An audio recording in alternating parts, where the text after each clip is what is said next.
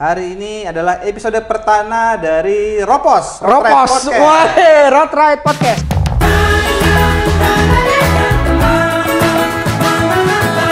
Halo sob, balik lagi di Road Ride. Kali ini kita ada yang sedikit berbeda, masih bersama Koko kesayangan kita semua di sini. Halo guys, nama gue Steven, gue marketing director dari SBW Yamaha Motor Group. Dan pastinya salam semakin depan dan salam gaspol.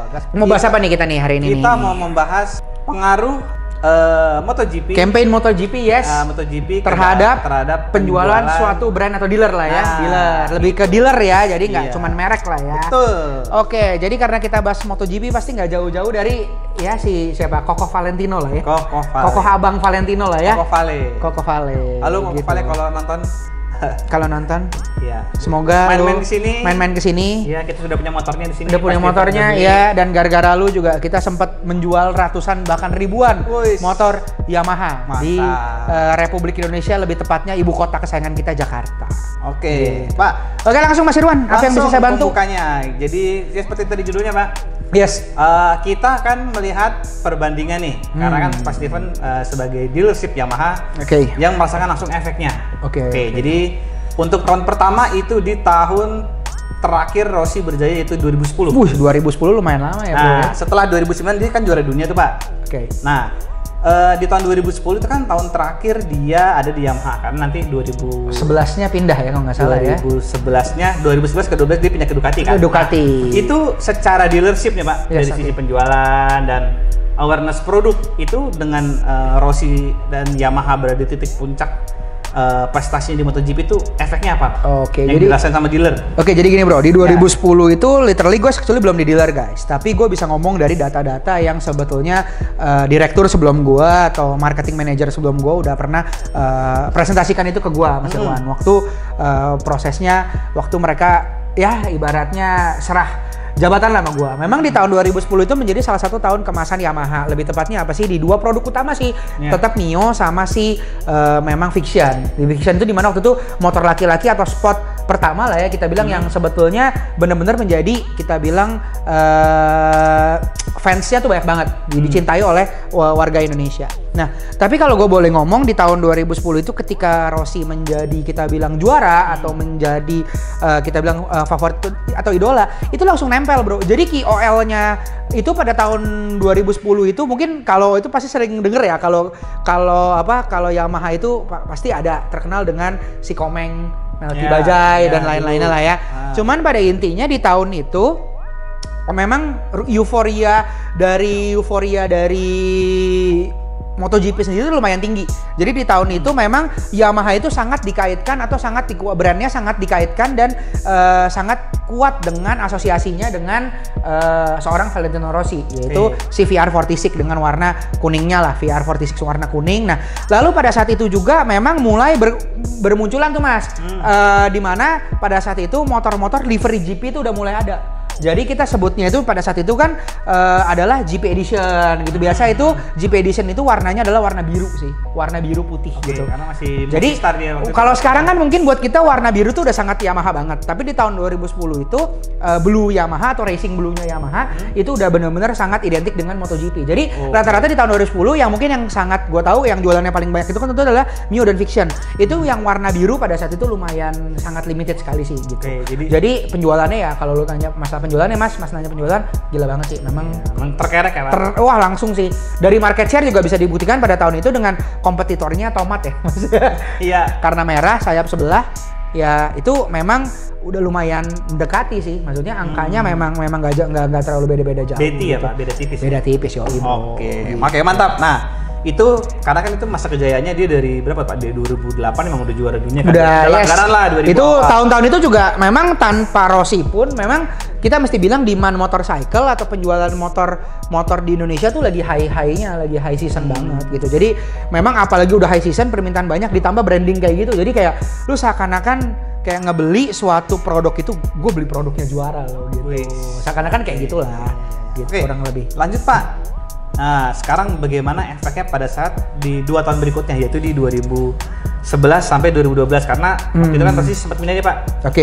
Otomatis kan Yamaha mungkin udah nggak boleh pakai nomor 46 lagi kan. Iya, tapi waktu itu kan sempat diganti sama Lorenzo ya, bener nggak sih? Iya, 99 ya. Iya, 99 ya. Oke, pada tahun itu memang jujur secara branding, marketing strateginya Yamaha dan dealer tuh udah sedikit belok. Bener, 46 tuh benar-benar udah nggak boleh dipakai. Tapi kembali bro, orang Indo tuh ya, yang gua seneng dari VR46 juga dan sama Yamaha adalah VR46 itu brandnya udah terlalu nempel sama Yamaha.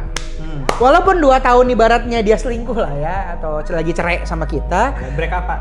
Oh break up lah ya, jangan cerai lah, nggak enak lah ya, lagi break up gitu. Itu sebetulnya orang tetap masih nganggep tuh Yamaha tuh ya Rossi tuh Yamaha banget gitu loh. Saking sekuat itu gitu, saking brandingnya tuh saking sekuat itu. Gitu. Jadi kita belajar kalau misalnya memang branding KOL itu penting. Nah tapi pada saat itu memang kita lihat penjualan motor pun juga lagi masih bagus ya. Jadi mungkin branding KOL pada dari 2011 dari 12 sampai 2012 itu pun kalau kita boleh lihat ya memang kalau saya lihat sih pasti ada perubahan, penurunan penjualan pasti. Apalagi pada saat itu juga yang juara juga bukan Valentino Rossi kan. Maksudnya yang juara juga pada tahun itu kalau bisa dicek sama teman-teman kayaknya juga bukan Yamaha kan.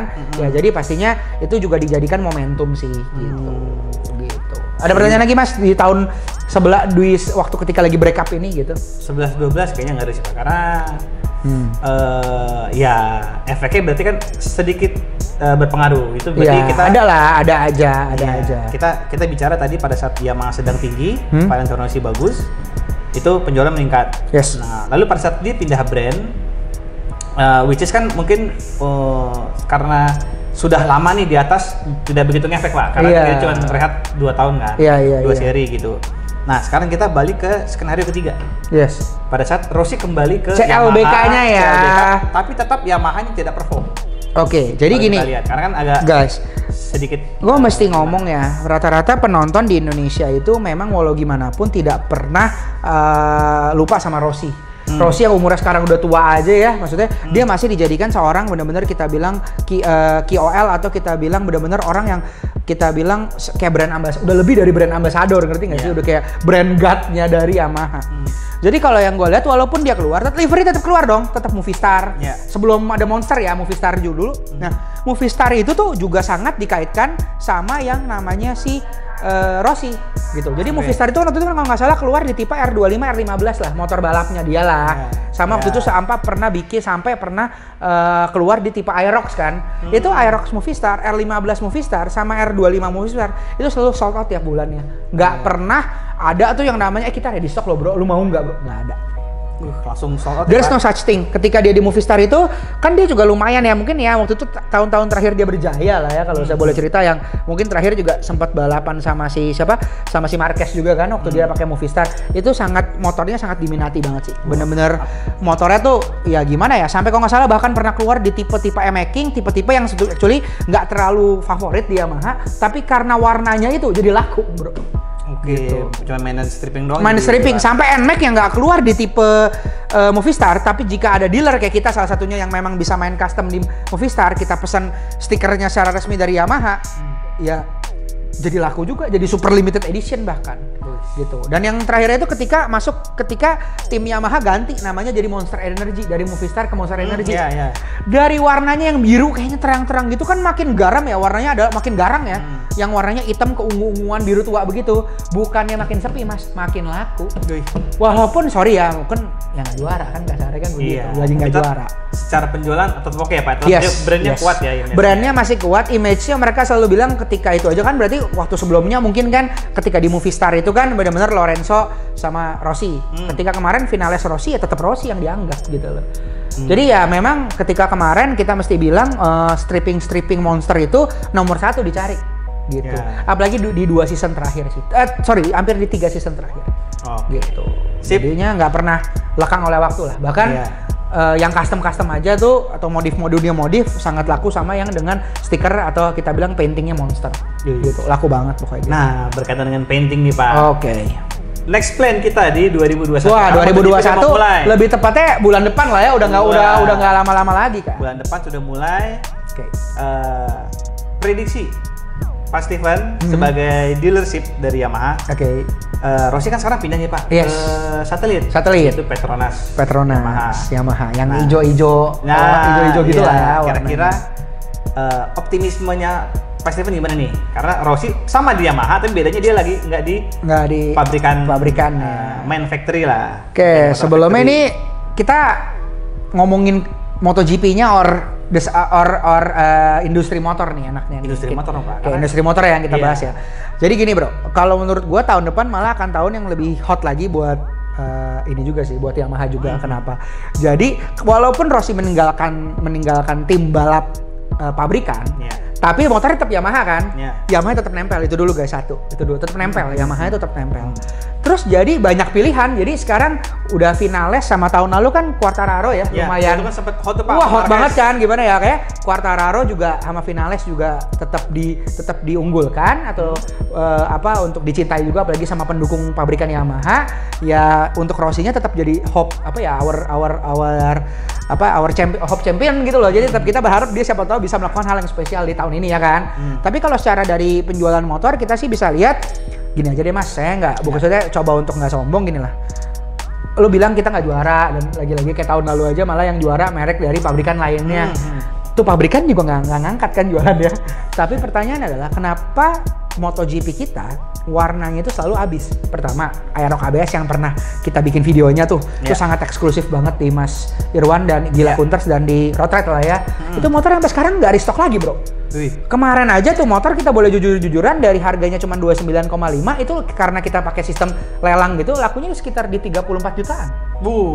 Nah terus sekarang lagi kita lagi mau bikin remake kan, kita lagi coba pesen stiker aslinya untuk Aerox, itu aja stikernya aja inden maksudnya gitu. Dan orang aja masih mau gitu loh. Nah abis ini kayaknya sih bocorannya sih mas, nih bocorannya buat teman-teman yang nonton Pojok Dealer dan lain-lainnya gitu. Ya siap-siap bro, mungkin di tahun ini bisa jadi ada beberapa tipe motor baru dengan stripping selain Monster Energy, ada stripping Petronas Racing Team juga. Wah, ini menarik nih Pak. Menarik, nanti coba ditunggu aja. Kalau saya sih, ya as a dealer kita udah dapat bocoran nih, dimana Yamaha dan kita sendiri coba collab untuk menciptakan stiker-stiker resmi. Jadi bisa dipakai sebagai custom atau bahkan menjadi official custom atau official merchandise, official parts lah dari Yamaha itu sendiri. Iya, karena warna Petronas menurut saya yang sekarang cat custom ya Pak, itu masih belum Petronas banget kan? Masih belum Petronas banget. Ada ketuaan. Iya, jadi kayaknya kayak nggak rata ya, hijaunya beda-beda. Jadi di toko A hijaunya seperti itu, di toko B hijaunya seperti ini. Jadi kita coba untuk pakai vendor resmi Yamaha yang benar-benar ngecat Yamaha. Jadi kita akan coba collab sih. Tapi untuk Petronas kita kan belum dapat final apa ya, final story atau final decision. Tapi buat yang Monster Energy kita nggak tahu lah. Mungkin kan kalau untuk tahun ini kan yang udah fix bakal keluar itu kan di Aerox ya, Aerox versi yang ABS ya, Aerox S ABS lah ya, Aerox Connected S ABS. Cuman kita sekarang kemarin udah sempat order di beberapa vendor resminya Yamaha untuk bikin yang di connected, di mana teman-teman bisa beli juga. Nanti di Pojok Dealer kita bahas juga. Tapi kita nggak menutup kemungkinan loh kayak motor kayak contoh seperti NMAX, X-Max atau R15 ya kita remake lagi gitu. Teman-teman stay tune aja sih. Tapi hari ini mungkin salah satu bocorannya efeknya MotoGP terhadap penjualan dealer selain ya naik jualan banyak jualan dikit, naik turunnya suatu demand atau supply, bisa juga jadi desain baru yang malah akan keluar. Gitu. Sip, berarti tinggal ditunggu aja livery Petronas yang sesungguhnya. Yes, livery Petronas maupun livery yang Monster nanti ya teman-teman lihat aja dan pastikan keluar ya. Tapi Quartararo kali Pak ya. Iya bisa jadi, kita nggak tahu gimana. Cuman pada intinya teman-teman kalau mau nyari yang warna-warna kayak gitu, ya cobalah DM di kita aja di Yamaha SBW pasti. Gitu. Sip. Jadi itu episode perdana kita ya, kita nggak bahas tentang penjualan. Siapa tahu besok nambah gitu kan, kayak kalau nggak motor Gundam ya. Ya kita lihat lah besok gimana ya. Yamaha. Nanti kita pokoknya akan ngebahas semua tentang gimana sih market atau industri atau tips and trick beli motor gimana biar nggak ketipu gimana. Dan gitu. Karena kita pokoknya semua berhubungan dengan industri motor. Oke, tutup aja Pak. Aku Steven. Apa lagi? Tutup aja ya. Ya udah guys, paling itu thank you pastinya. Jangan lupa untuk selalu subscribe Road Ride. Jangan lupa follow @gilakunters, @yamaha_sbw. Untuk setiap pertanyaan marketing atau maupun pertanyaan after sales bisa langsung ke nomor yang ada di sini. Terus bisa juga DM kita langsung, tadi kita udah bilang di komen, dibalas nggak nih Mas kira-kira? Balas dong. Balas pasti kita baca. Oke guys, itu aja pastinya. Stay cool, stay healthy pastinya. Salam semakin di depan dan salam gaspol.